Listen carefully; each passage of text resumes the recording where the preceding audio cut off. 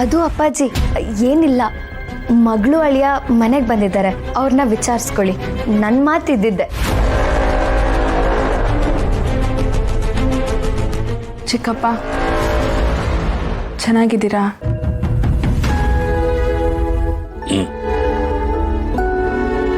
ಚಿಕ್ಕಮ್ಮ ಹೇಗಿದ್ದೀರಾ? ಕೇಳ್ತಿಯಲ್ಲಮ್ಮ ಶ್ರಾವಣಿ, ನಿನ್ನ ನೋಡೋದಕ್ಕೆ ನಾನು ತುದಿಗಾಲಲ್ಲಿ ನಿಂತಿದ್ದೆ. ನಾನು ಅಮ್ಮ ಯಾವಾಗ್ಲೂ ನಿನ್ ಬಗ್ಗೆನೇ ಮಾತಾಡ್ಕೊಂತಿದ್ವಿ.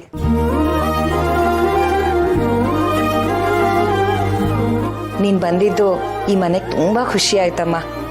ಕೊನೆಗೂ ನೀನ್ ಈ ಮನೆಗೆ ಕಾಲಿಡೋ ಅಂತ ಸಂದರ್ಭ ಬಂತಲ್ಲ.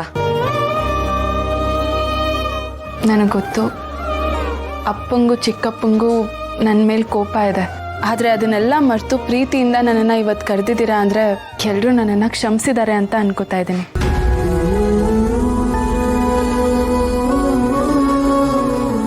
ಕ್ಷಮಿಸ್ದೆ ಏನಮ್ಮ? ನೀನೇನ್ ದರೋಡೆ ಮಾಡಿದೀಯಾ, ಕೊಲೆ ಮಾಡಿದೀಯಾ? ನಿನ್ ಪ್ರೀತಿನ ನೀ ಪಡ್ಕೊಂಡಿದೀಯಾ. ಪ್ರೀತಿನ ಗೆಲ್ಲೋ ದಾರಿಲಿ ಒಂದಿಷ್ಟು ಕೋಪ, ತಾಪ, ಅವಮಾನ ಇದೆಲ್ಲ ಇದ್ದಿದ್ದೆ. ಆದ್ರೆ ಪ್ರೀತಿ ಗೆಲ್ಬೇಕು. ಪ್ರೀತಿ ಗೆದ್ಮೇಲೆ ಪ್ರೀತಿನ ಎಲ್ರನ್ನೂ ಗೆಲ್ಲುತ್ತೆ.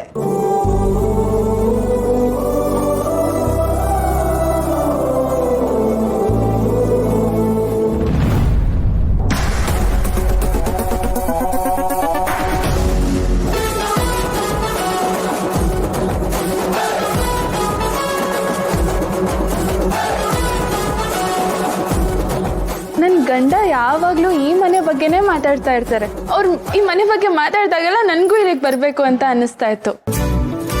ಆದರೆ ಈಗ ಅಪ್ಪನೇ ನನ್ನನ್ನು ಕರೆದಿದ್ದಾರಲ್ಲ, ನನಗಂತೂ ಎಷ್ಟು ಖುಷಿ ಆಯ್ತಂದ್ರೆ ಕುಣಿದಾಡ್ಕೊಂಡು ಇಲ್ಲಿವರೆಗೂ ಬಂದಿದ್ದೀನಿ.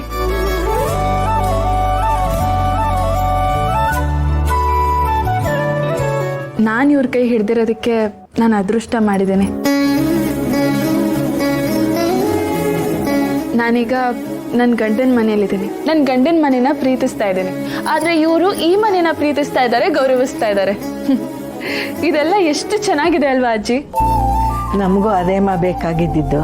ಮದುವೆ ಆದ್ಮೇಲೆ ಹೆಣ್ಣು ಅವಳ ಗಂಡನ ಮನೆಯಲ್ಲಿ ನೆಮ್ಮದಿಯಿಂದ ಖುಷಿಯಾಗಿದ್ರೆ ಅದಕ್ಕಿಂತ ಹೆತ್ತವ್ರಿಗೆ